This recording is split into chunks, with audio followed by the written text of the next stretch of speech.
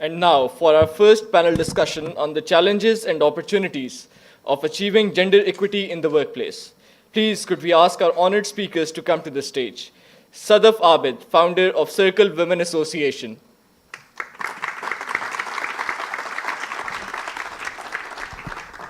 Jehan Ara, president of Pasha.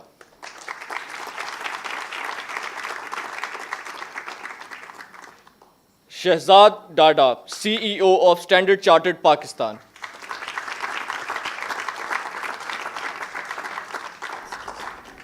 Yasmin Karim, Program Manager for Gender and Development at the Aga Khan Rural Support Program. Shazia Syed, Chairperson and CEO of Unilever Pakistan and President of the Overseas Investors Chamber of Commerce and Industry. We would also like to invite our moderator for the panel, the journalist and fiction writer, Bina Shah, to join our speakers.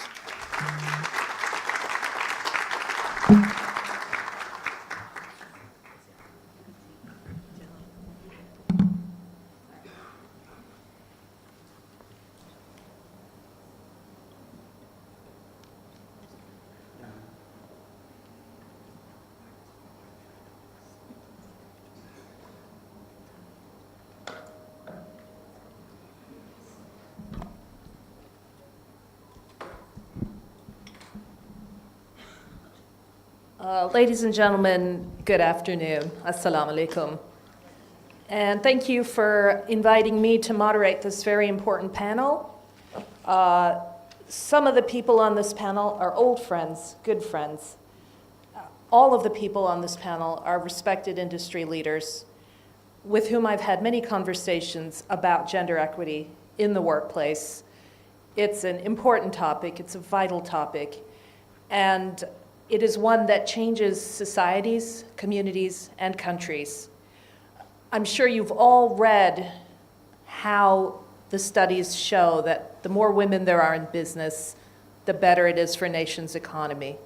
And yet the flip side of that is that how do we refrain from turning women's work into commodities?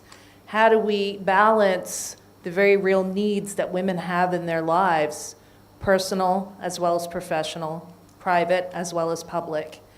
So taking all of this into account and drawing upon the rich experience that our panelists bring to this table, we're going to talk experience, we're going to talk resources, we're going to talk values, we're going to talk mindsets. I'm a slightly different kind of moderator. I challenge, I push back, and I ask a lot of uncomfortable questions. So I am preparing my speakers in advance for this. But the ones that know me know they have nothing to be afraid of. So with that said, I welcome you all to this panel, the challenges and opportunities of achieving gender equity in the workplace.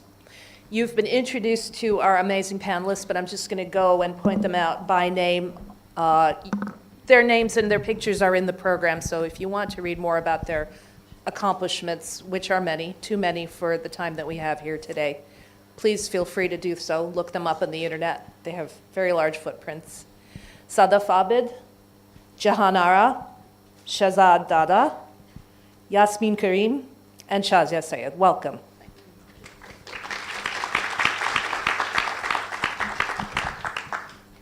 I have two ways of doing this, and since we didn't have our orientation meeting beforehand, I'm going to just ask you very democratically.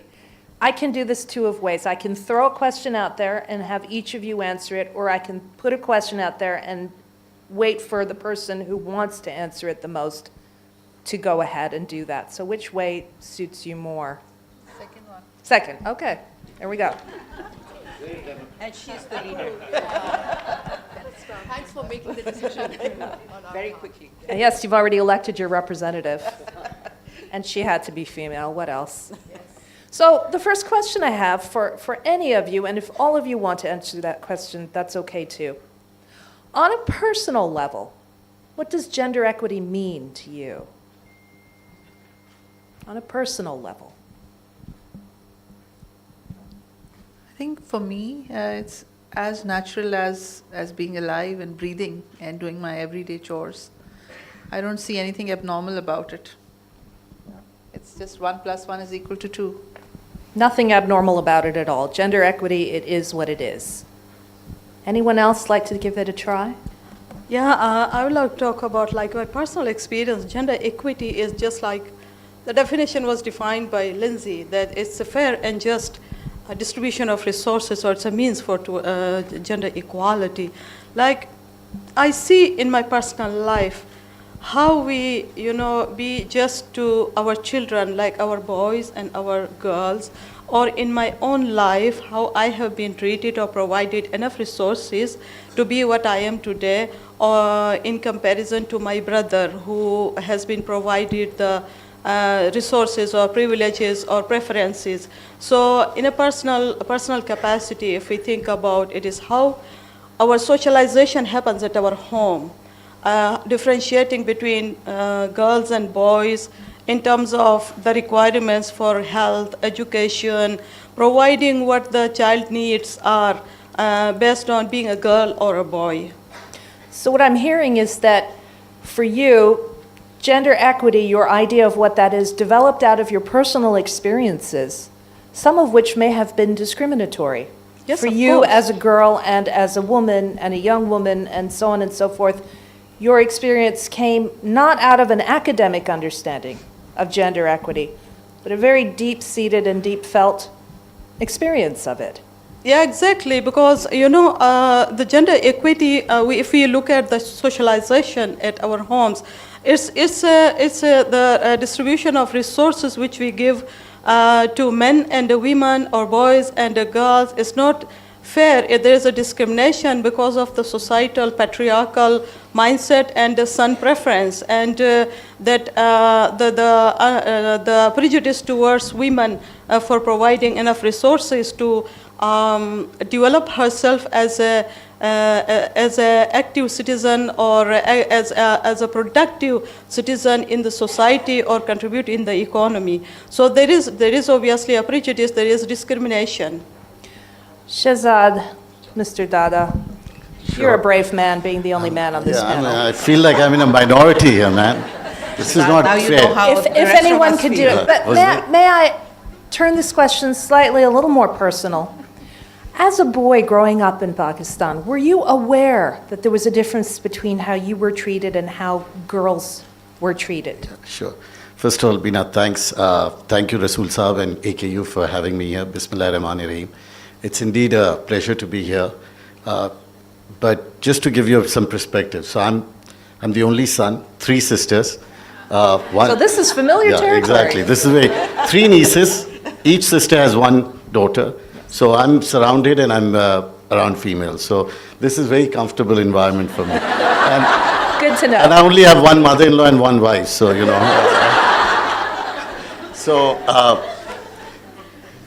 it's absolutely right. I mean, for me, gender equality, if I had just one word, I would say it's level playing field, right? It has to be level playing field, and unfortunately, whether we like it or not, it's not. And in Pakistan, it's even worse. Somebody who's lived in America for 20 years, I can tell you, it's not perfect there either, but definitely in Pakistan, the challenges are wide. And the question, I think, for everyone is, how do we make it a level playing field? And I think it all starts at home. What I'm doing with my 10-year-old daughter, what I'm telling her, what she can and cannot do. And I'm treating her differently than my 2 boys.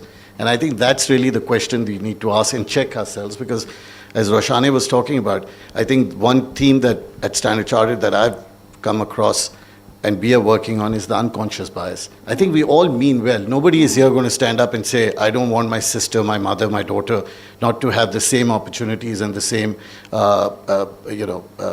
dreams that my son or my brother wants to have. But I think what happens is there is a insight in unconscious bias that we all have. So for me, that's very simple, and I'm very happy. Though I will say, I do these panel discussions, and it's encouraging to see a lot of men here, but we need more men in the crowd than females. And here you need more, because I think they are the ones who need to be conditioned. They are the ones who need to really be ones appreciating what they're doing, either consciously, some of them, and most of them unconsciously. Thank you for that. So we'll come back and ask you later on when it was that you first felt that you noticed this discrimination and how it may have applied to you in favor or against. But I'm going to ask Jehan now and Sadaffe to answer this question. What is your vision of gender equity in a Pakistani workplace? What should a Pakistani workplace look like? It's a trick question. Given the difficult and challenging cultural, social, and historical journey that we are undertaking today towards women's empowerment. We are on the way. It's not going to be stoppable. And yet, it is probably one of the most challenging social revolutions that one can imagine for a developing nation in the 21st century. So I'd like to ask you both to share your vision. You're both visionaries in a sense. Tell us what a Pakistani workplace should look like. So, Bina, I think it is a legitimate question, but I don't see why the vision cannot be broad and cannot be as large as we can make it. So my vision really is that the Pakistani workplace should be like a workplace that we are envisioning anywhere else, that there should be gender equity based on merit and based on opportunities that both men and women should have. And if you have to, but the kind of opportunities and the kind of strategies you use will be different for men and for women, and for different sets of men and different sets of women, depending on the needs. Can you give us an example of that? So, for instance, there are women who work in an organization who might be single or who might live closer to the office, who will perhaps require a different set of flexi time than those who live further away or use public transport. Right. There might be men whose wives are also working, and perhaps they will also require some flexi time, or might need to leave early on certain days and later on other days if the wife has to go to an event or something. So I think the needs need to be identified, and that only happens when your supervisors and managers work closely with the employees and know them well enough to know what their needs are and provide what they need to be successful. I think that should be the criteria, that you need to give them what they need to be successful. And if we don't do it, then the organization hurts as well as society hurts, because the economy runs on the basis of all of this. So you are actually giving a vision that's actually quite socially responsible. And you're looking not just at what's good for women, but you're looking at what's good for men, for women, for families. I think that's what equity means. My question to you is, what do you do when you come across a manager who said, well, it's all very good to be empathetic.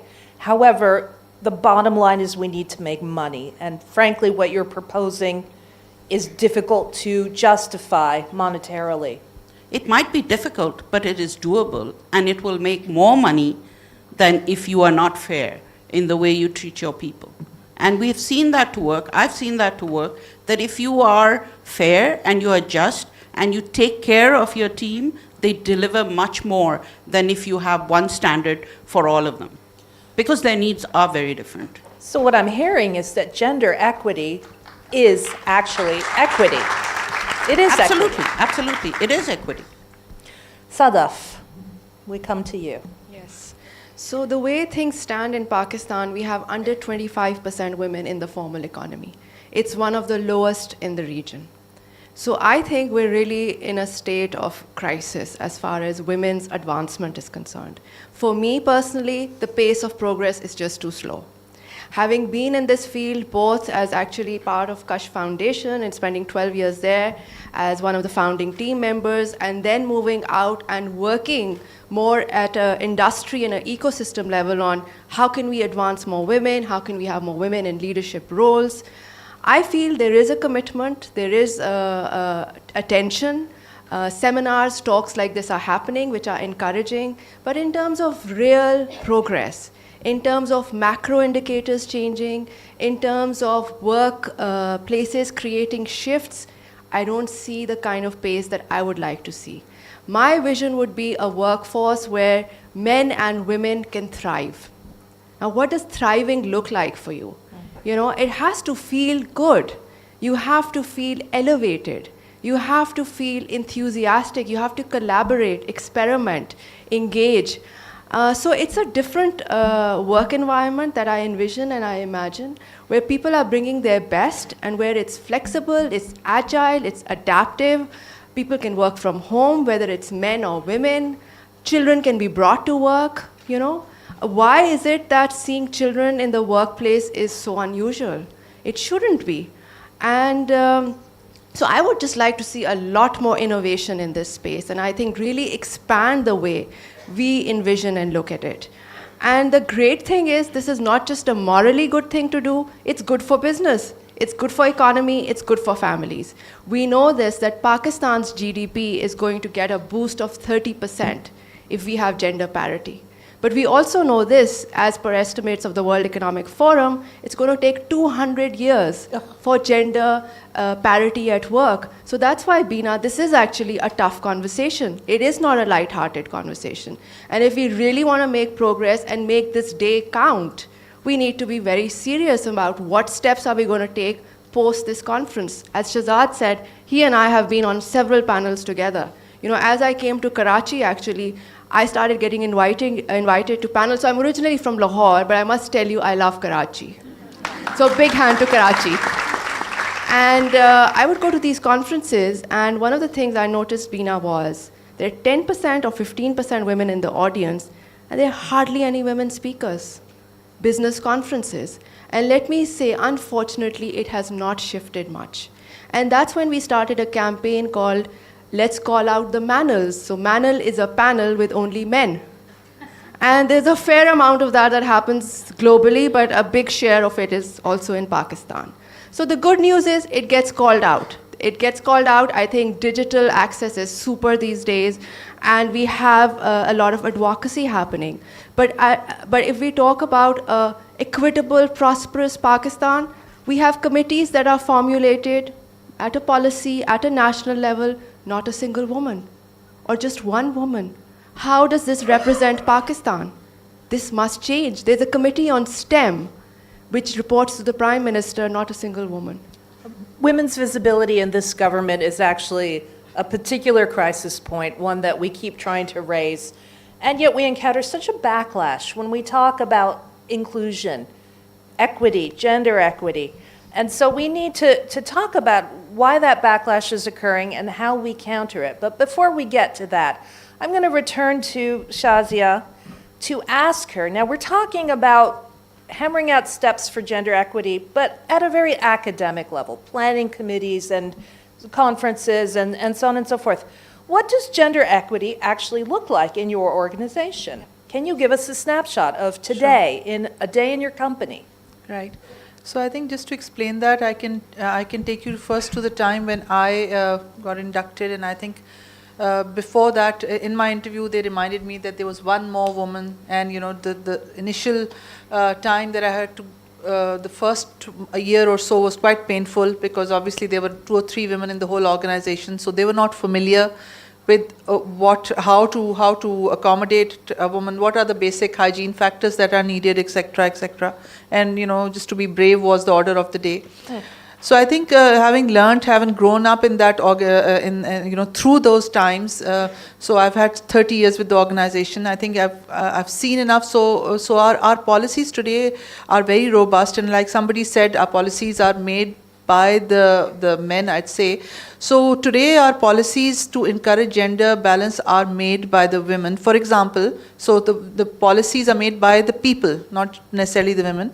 And there's also a surprise factor that whatever policies the women call out, they're actually quite suitable and are happily you know, received by both men and women. For example, the daycare, for example, flexi hours. For example, if the woman who has a child under the age of 3 can have a companion travel with her, fully paid, because we realize that the woman will be much more efficient, less anxious if she has a child under the age of 3 and she's traveling with the child. You know, she'll be very, very focused at work, and it's a basic need. So policies like that, we haven't, you know, coined them out of our imagination. They've come through the needs of the women. Also, we have a women's hostel in Karachi because in order to get women from people from across Pakistan, we know that Karachi is the big bad city. So parents are very mother-in-laws, father-in-laws, parents, husbands are very scared of sending out their the women. So we have host and orientation kind of a thing where we encourage the parents and the caretakers to come and have a look at the facilities, the security, etc. So that they endorse and say, yes, I think this is just like home, so they feel comfortable. So somebody made a point on the mother-in-laws, and I think we have to take the culture along as we go, and we make sure our policies are not sort of violating that culture as we go along. So these policies that you talk about, for some of us, they sound like common sense, and to others, they sound very radical and frightening, in fact. A woman police officer tweeted out a picture of herself doing registration of some sort with her child on her lap. And the responses to that picture were incredible. You are not running a daycare. This is not a nursery. The child will be psychologically harmed, et cetera, et cetera, et cetera. Can you tell me, these policies that have been instituted, how have they translated into profitability, productivity, the kinds of things that keep managers up at night? So clearly we are running a business, and it makes absolute, let me assure you that through, obviously when we made the policies, it's a clear decision for us to have a gender balance so that our decisions that we take across the table are well-rounded and every thought process is included in that decision, which then amounts to growth, and that's what we are all after. So we are very clear in our minds that it's a very solid business case. And that is why it's a virtuous cycle now. We have maternity leaves, even paternity leaves. Maternity leave is about 6 months. I think we are the leaders in the market when it comes to 6 months, because people said, yeah, but 6 months, that's a bit too much. But the woman is a caretaker for a baby who's defenseless, and 6 months we have our own children. We know how 6 months is a bare minimum, and for the woman to walk away. Thank you. And paternity leave is about 2 weeks. We encourage people to take it. We push people to take it because I think we are encouraging them and the men to participate in that bonding moment and take care of their wives, etc. So, yeah. Might we achieve a little bit of equity in that area by pushing the paternity leave up from 2 weeks to perhaps a month even? Is that a possibility? It's a possibility. I mean, there are other things also. For example, when there's a death in the family, there's a lot of burden on men and women both to take time out, and normally they do it out of their annual leave. Yes. So a lot of policies are being formed based on these insights. So, for example, we're looking at policies around such events in the families. So, yeah. Thank you. Can I come back to you on that now? Can I just say, were you coming back to me? I'm coming back to you to ask you the same question about what gender equity looks like at Standard Chartered. Okay. But if you want to respond to that. Well, let me talk about the gender policy of the organizations. Yes, the policies are very important. It's a piece of paper. What's important is how do you practice on the ground? And how do you make both men and women feel comfortable in your organization, giving a conducive environment? Well, for women, you see, when they enter into the organization, maybe they are at the very same level. Maybe they are 50-50, or maybe women are 70 and 30% men, they enter into the organization. When they go up into the promotions or at the leadership level, you will see drastically the graph drops, and you see young women who are newly graduates, they come to the organization for this productive role with great enthusiasm. And when they get married, the graph drops very rapidly. So what policy should work? The policies should encourage that young women who are in a reproductive age, they can be feeling very comfortable within their organization with their child. First, they should have maternity leave for 6 months or for a year, whatever is, the woman feels comfortable. But at the same time, it's not only the maternity leave, but what happens after maternity leave.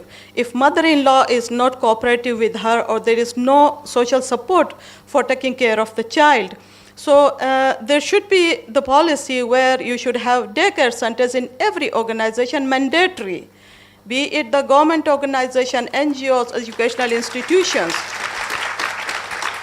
Because as you were discussing about the profitability of the organization, if a woman is working with a peace of mind, considering her baby is safe, near to her somewhere so she can go after a couple of hours to feed the baby, check, and the baby is fine and come back and can work. So working with peace of mind, women are, as it said, women are more honest, women are resilient, women are more hardworking.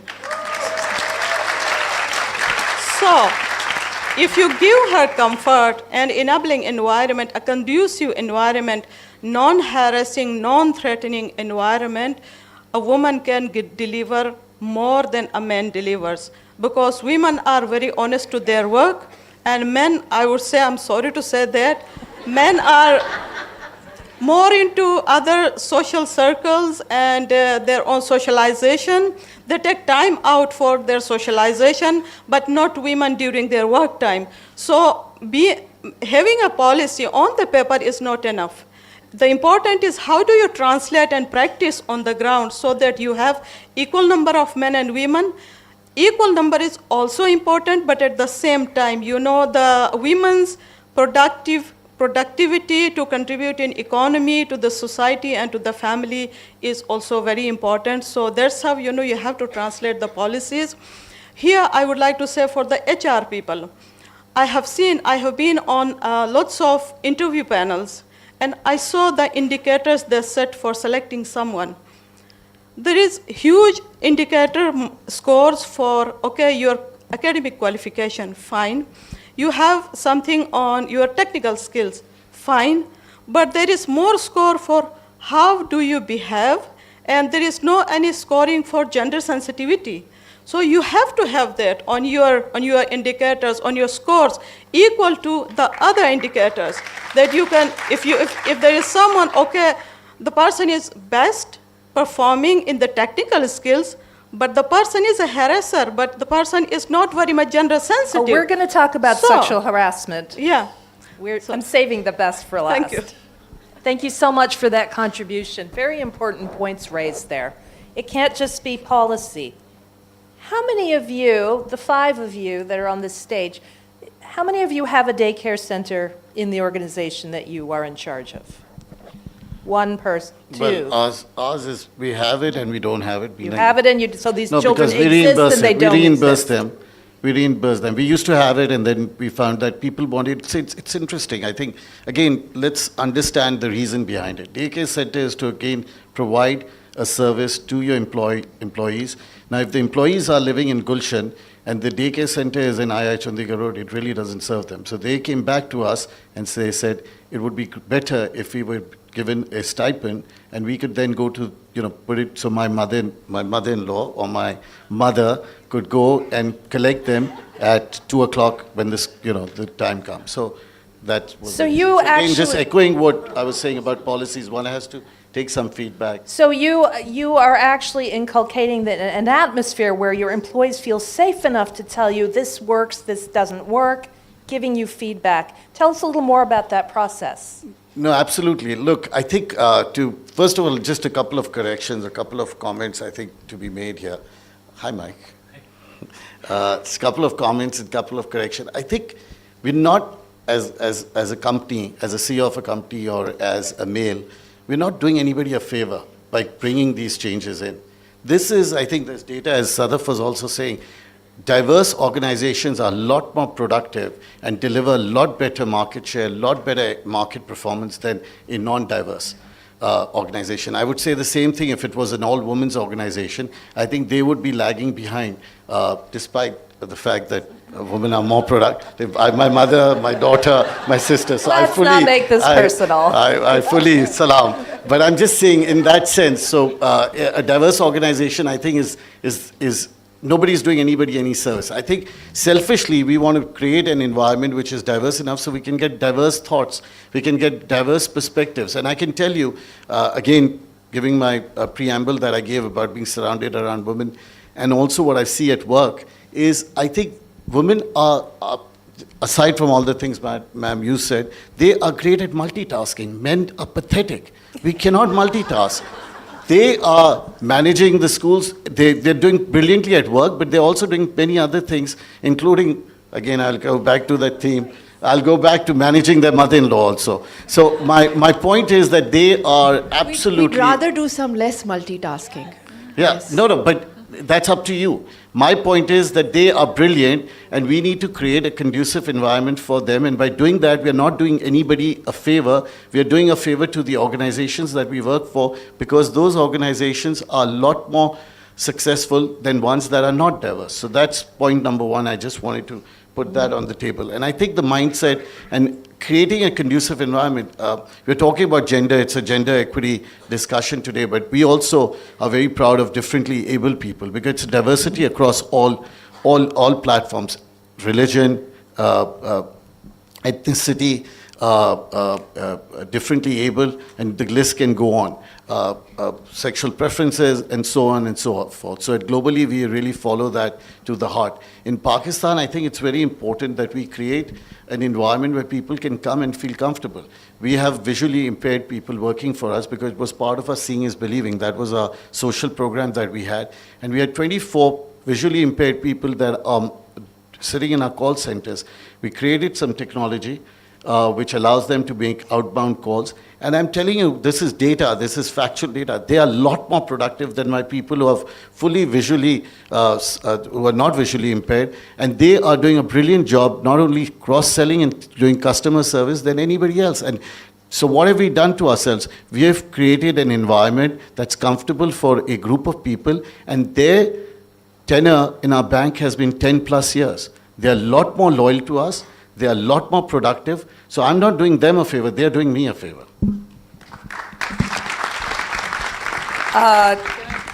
Yes, would you like to respond to that? Yeah, just a quick point on daycare. I think our daycare is for men and women both to bring their children, because I think men take this advantage to actually encourage their wives to work, so they to facilitate that working. And they've embraced that daycare. We've also extended it to our factories, and much to our counter to what we believed. For example, in rural, people say that there is a joint family system, so they don't need daycares. But all the labor, the female labor in our factories, actually really took up that offer, and there's a long wait list for the women. So when they walk in, they bring their kids, and it's a small town. I mean, it's Rahimia Khan, where our biggest factory is. So it goes to say that, the need is across for basic facilities like daycare. Okay. We have 10 minutes left of this discussion, so we got to really get to the meat of things. Are Pakistan's women being paid the same for the same work as Pakistan's men? Let's talk about the gender pay gap. Jehan, would you like to speak to that? So, quick answer is that no, but... Big surprise. Yeah. But then there are organizations, so I can only talk about my organization. When I hired my people, I was told that you have a bias towards women rather than men, because out of the 10 employees I have, 7 of them are women and 3 are men. And I was very quick to address that by saying I hired the best people who applied for the job. And then the salaries that I offered were the same. Now, the thing is that many organizations, especially the larger ones, don't only look at gender, they also look at which school you're from. So I have actually worked on human resource software in my early days here, where they said, okay, filter out anybody who's not from these top 5 schools. So they're not even looking at people who don't go to LUMS or IBA and such organizations. So algorithms. The algorithms sort of shoot them out. So gender could be one of those things. I didn't see it in that software that we built, but the pay gap is very real. The promotion prospects are very real. Many women, especially in the IT field that I belong to, have told me that they do not get an opportunity to take up travel assignments because it is assumed that they will not go. Yes. They do not get promotions, although they are better at the job than many of their peers. So, and salaries are decided by the men in the organization. So naturally, if you hang out with them, if you play golf, if you go out for late night parties, that all counts because they're buddies, right? No, I'm seeing some dissent. I'm seeing some dissent on the panel. I have seen it. Unconscious bias.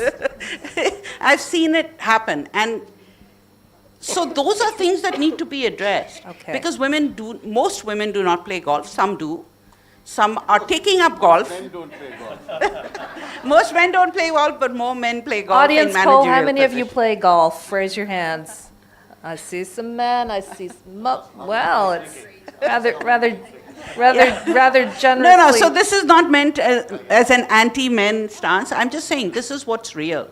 And many women have complained about this because they say we don't feel as close to the management simply because we don't spend that much time. And the reason that we don't spend so much time is because we have multiple tasks at home. We also work on work that we have not completed in the office or that requires to be done after office hours. We do that at home when the children are asleep. It's not that we are working any less, but it is perceived as if we are working less. So yes, I mean, I just want to go back to what you're saying about the golf, that we're talking about all these manifestations of what I would call boys' clubs. They exist, they're networking opportunities, they're non-workplace related groups and gatherings in which women are not involved, they're not invited. It's even WhatsApp groups, you know, sort of like informal social media, social networking groups. And the women are very conscious, there's a very deliberate feeling that women should not be invited into these WhatsApp groups, invited to these gatherings. We can't be ourselves around them, we can't relax, we have to behave, so on and so forth. Sadaffe, have you observed that kind of networking bias or that kind of informal obstacle for women? I mean, I haven't explicitly, but I'll give you an example. I went to a dinner party and I walk in, it's a lot of men, and for a second I thought, have I confused, was I invited or not? And then I walk in and I make my way, and a few women are sitting in another room, and I was politely asked to join them.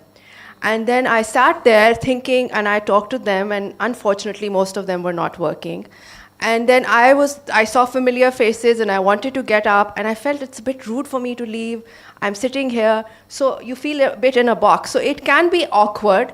And then you make your way there and you interact because you see many more familiar faces amongst men who you know professionally. So I think as a woman, one has to sort of get out of your comfort zone. Yes, there is a boys' club. I mean, one of them is Sindh Club. So that is there, and You're trying to get me in trouble, right? So you asked this question, so I had to be open. But having said that, I think as women we can do a lot. I think we need to believe in ourselves. We need to advocate. We need to build allies. Having men as allies is very important. Having women as allies is very important. As women, celebrating success of other women, encouraging younger women, peers, I think that is another piece that could be done a lot more. There is attention on this issue. We know this makes business sense. We have to collectively make progress. Yes. May I add? Yes, So please. the manels that Sadaffe spoke about, we see this at many conferences. Fortunately, we haven't seen it here. Maybe it's because it's AKU, or maybe it's because it's about gender equity. We hold a conference every year. We've done it for the last 3 years. Yes. All our speakers, moderators, audience, it's all very diverse. Is that disrupt? It can be 0 to Is 1 that- disrupt. Disrupt. We hold it every year. If you go looking, there are many accomplished women in this country whom you can invite to speak, to be mentors, to come in as investors, but you've got to look for them. You can't just go to the same people that you are comfortable with. And I think there are many male-led organizations who are beginning to do this. Yes. Standard Chartered has actually got a program for women in tech. So I think the people who try make it happen. Those who say, oh no, there's just not enough women, it's just too difficult, then it's not going to happen. I really want to, how many minutes? 5 minutes. I really need to touch on the issue of sexual harassment because it's one of the biggest obstacles to women's being able to work in safety, security, peace of mind. A young woman is being sexually harassed at your organization. What recourse does she have? Who does she turn to? And what can she do to make sure that she's listened to, believed, and that action is taken? Shazia, tell us your perspective. So I think first of all, as a leader, you have to come to terms that even in an organization like Unilever, it will happen. It can happen anywhere. And for that, it has to be, so your policies have to be very clear. First, the policies. Secondly, how do you spread the policies across the length and breadth? And then thirdly, when it happens, how quickly you act on it and what do you do? And it has to stem that safety, that feeling of safety or that feeling of courage that if something happens to me, I can walk to my boss or to HR or to even to the chairman. That trust has to be given from the top. So if I give that trust when I talk to my organization very bluntly, very openly, and continuous reminders, only then will we, because it takes a lot of courage. Think about it. All of us in our lives have been through episodes, in those days it was a taboo topic. So I think it does, we have to recognize how, I'm sitting where I'm sitting. It may be easier for me to say that, but how do I get that? How does that young girl get the courage at the risk of her career and also annoying her boss, maybe, to actually report that? So we have to make our policies very conducive. Yasmin, yes. I would like to share about my experience in my organization. We have been working on. It's a systematic arrangement for the sexual harassment. We have code of conduct and we have zero tolerance policy, and any man or woman we newly hire, we take them through intensive orientation about the system, and we have grievance committee as well as sexual harassment committee. So if a girl or a boy get harassed, first they have to go to report their immediate supervisor. If they are not feel comfortable to go to the supervisor, then this is the committee. You have to give a statement to the committee, and the committee sits and discusses the whole issue. And if the culprit is found guilty, the person is punished. We have set rules how to punish someone for what kind of harassment. And if the victim is not satisfied of what organization's arrangement is, the victim has a right to approach the ombudsperson or go and have an FIR. So we have done a lot of gender sensitization trainings to our police in the women police station and men police. And also we have trained the lawyers of district bar associations in our area. So they all are on board. So they take this very seriously and we follow it. That's fantastic work. Thank you. Bravo for taking that position. Shazad, could you tell us a bit about this with your organization? No, just echoing what Shazia and Madam said, absolutely, it's zero tolerance. Look, I think people have to feel comfortable that when they come up, the whole process is one, confidential, and two, it's done in a rapid manner that this is not lingers on and does not impact their career. So I think, and then secondly, it's the tone at the top. I think if we are going to say something and have a policy, but we are going to do something else, I think it's clearly a disconnect. And I just remind everybody, how would you like your daughter, your sister, your mother, or your son be treated in an organization? And I think that's at times, people may be very, having these boys clubs and everything else, but when it comes to you ask that question, that just zeroes them out. I mean, completely, because they all have, family and siblings and others. So absolutely we have it. We have a speak up policy. We have a grievance policy.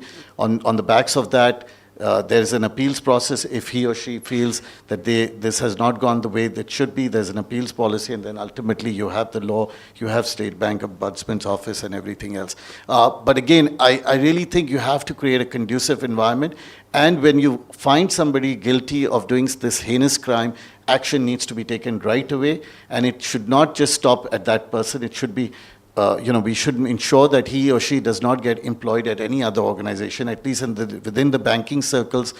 Thanks to State Bank, we can do that, and we can make sure. And I think HR heads should take it upon themselves, because these people should not be left, As you said, the tone is set at the top, so thank you for that contribution as well. So, Bina, I work with a lot of young people, and very often I've found that they do not know what constitutes harassment and what doesn't.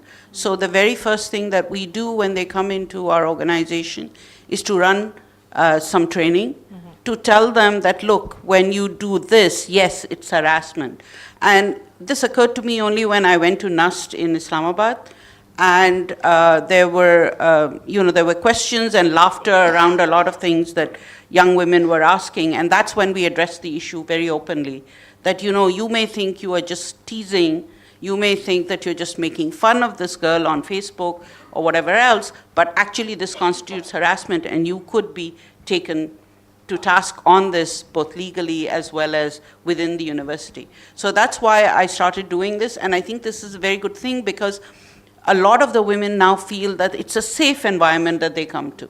And there are a lot of young women who do come there. We have young children who come with their mothers if the mothers are incubated within our organization. So I think it's extremely important that they feel safe. And it's very important that these young men learn, because they're not going to be with us forever, but they will go out into society, and their behavior will outreach to whatever they do in the community. So it's extremely important. Thank you so much. We are out of time, but I'm going to give Sadaffe the last word, 30 seconds. I just want to quickly share a story, because one bigger challenge that women face is transport. So I, for the last 2 years, don't own a car, and I take Karim a lot. So I ordered my Karim. I called up to give directions. I was at a tricky location. Then I came down, I see this motorbike coming, and I'm talking to the guy giving directions, and it seems as if I'm talking to the guy on the motorbike, and I'm very puzzled. So he stops next to me, and then he says, "Aapne Karim order ki hai?" So I said, "Yes, but maine to gaadi order ki. I've ordered a car." Then I look at my app, and it's a motorbike that I've ordered by mistake. So I said to him, "Oh, I made a mistake. I ordered a motorbike." So he says to me very calmly, "That's okay. Where do you have to go?" So he was so polite and nice that I said, I have to honor his positive behavior. So I said, I have to go to defense. He says, "I'll take you there." So I said, "Okay, let's go." And I jump on the bike, and I went. Then I got home, and my chowkidar was like amazed to see me on this motorbike. And then I said, "You've got to take a picture." So we took a picture, and I posted it, and I talked about this experience. So I'm sharing this with you because, as women, I think we can do a lot more. Yes, there are systemic issues, but we together can make a difference. And we have to get out of our comfort zone, speak up, support each other, advocate, have men as allies. And this is Pakistan's strength. Women are the most unleveraged, untapped potential of our country. Our country will become strong if women come further. Thank you. Thank you so much for your time, for your expertise, for your good humor, and for your willingness to be change makers for Pakistani society. Our nation will benefit, and we thank you. A big round of applause for my panelists, please. Sadaffe, Jehan, Shazad, Yasmin, and Shazia. Thank you. All right, we got time for 2 questions. You're not getting away that easily. Are the questions already there, or am I supposed to find them? Okay, we got time for 2 questions. Who would like to ask a question? From anyone in our panel. Okay, we got a woman over there, and we've got a man over there. I want to make this gender equitable. So we're going to give 1 question to a young woman. We're going to give 1 question to the young man. Go ahead. Everyone. What is your name? Please introduce yourself. Yes, this is Shireen from the Pakistan Business Council, and we're working with quite a few private sector companies in this space. My question was not specifically to anyone, but really when it comes to the traditional gender roles in society that we see. So yes, we do have paternity week policies in place, but why does a man need the paternity week is the question in Pakistan. How is it that we can combat this mindset? in addition to gender sensitization workshops, or what other ways are there that you've seen in your organizations that work? We need a whole new panel for this question. Would anyone like to take that question specifically? How can we change men's minds? Okay. Sorry, can you just sum up that question? How do we Got a change little- the men's minds about Yeah. all of this? Because that's really where the battle is. Yeah, so I think it's not an overnight process. When we do our onboarding for men and women, what we discover is that most of the issues stem out of lack of knowledge. It's because they haven't been used to working with women, and it's all about coexisting. The art Oh, of the poor things. Actually, yes. I mean, it's not their fault. So I think some of the common questions when you tell them about personal space, even in their enthusiasm, they're not supposed to touch a female out without her, choice. In terms of those kind of things, they're a little taken aback. So I think it's basic lack of knowledge, and I think onboarding policies, etc., have to be accounted for. Okay. I think media can play a big role in this. We need a lot more advocacy. You look at television today, you see families are encouraged to save so their sons can get educated and have a career, and women are shown as brides. So this is the message we're sending out. And always even today. crying. Yes, and crying and selling multi-foam and things like that. So we need to change these images. How are women shown in dramas and how are men shown in dramas? I think those narratives can change, and so there's a lot more potential for this. In my organization, actually, we work with the grassroots communities. So for gender sensitivity and gender equality, we have intensive programs where we try to pick couples for gender sensitization. We call them gender pairing. And we do gender pairing trainings to husbands and wives together, or brothers and sisters. We bring them for the trainings and we train them on gender. So also we do the sessions for the religious clerics, and we also do sessions for political representatives, and we frequently do these sensitization sessions, and also to the media people and general community, both for men and women. We have these women's organizations, we have men's organizations, we have these organized forums. So we frequently go to them and we deliver these sessions for sensitization. So it helps us to have a sensitized overall society, which allows to create space for women. I think the answer to your question is make the effort. The change will follow. Thank you so much. Now we'll go to the young man over there. And please, this has to be a question, Sure. not a commentary. No, but before asking my question, just a quick comment. One of the panelists talked about multitasking, but I think we really need to question the gendered aspect in multitasking, because a lot of times women are expected to multitask than men. This is one of the psychological studies say that multitasking is not possible for a human being, but a lot of times women are expected to multitask. And what is your question? My question is, what is the role of language at workplace? Because a lot of times the language or the pronouns used in policies or discussions are very male-oriented. So how do you ensure gender-neutral language at workplace? Interesting question. Gender-neutral language in the workplace. The tough questions I have to take. No. Yasmin madam, look,